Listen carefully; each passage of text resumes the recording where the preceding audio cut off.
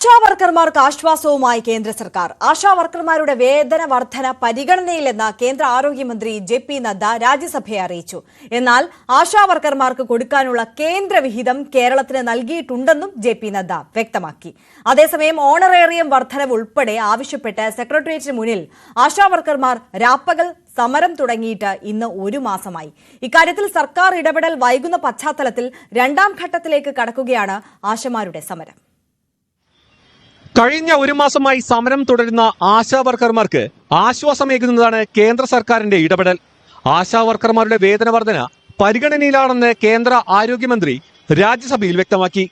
ഇത് സംബന്ധിച്ച് ഉടൻ നടപടി സ്വീകരിക്കാൻ നിർദ്ദേശം നൽകിയെന്നും ആശാവർക്കർമാർക്ക് കൊടുക്കാനുള്ള കേന്ദ്ര വിഹിതം കേരളത്തിന് നൽകിയിട്ടുണ്ടെന്നും ജെ.പി. നഡ്ഡ അറിയിച്ചു.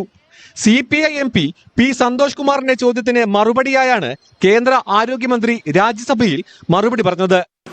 Enlighten the House that just a week back there was a meeting of Mission Steering Group of the NHM where we have seen to it that the ASHA workers, all their activities which they are doing, and all those activities there has to be enhancement of the financial part, and which has the Mission Steering Group has given the permission and we will be going forward.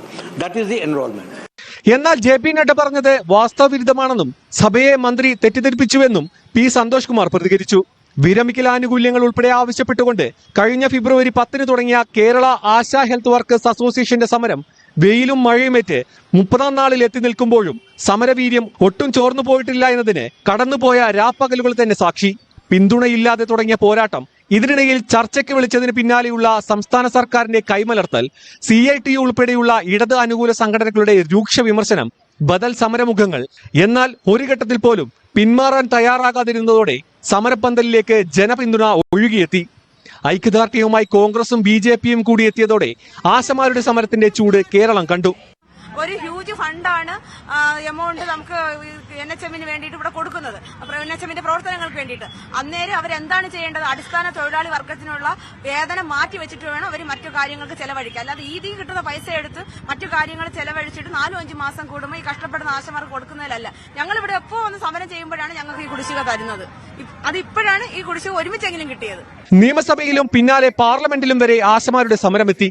ഇന്നും parliament കവാടത്തിന് മുന്നിൽ UDF MPമാർ പ്രതിഷേധിച്ചു.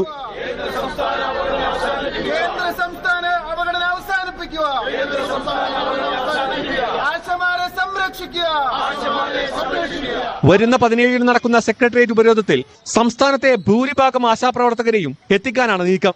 വിവിധ സംഘടനകളുടെ പിന്തുണയും ആശാവർക്കർമാർ പ്രതീക്ഷിക്കുന്നുണ്ട്. News 18 Thiruvananthapuram.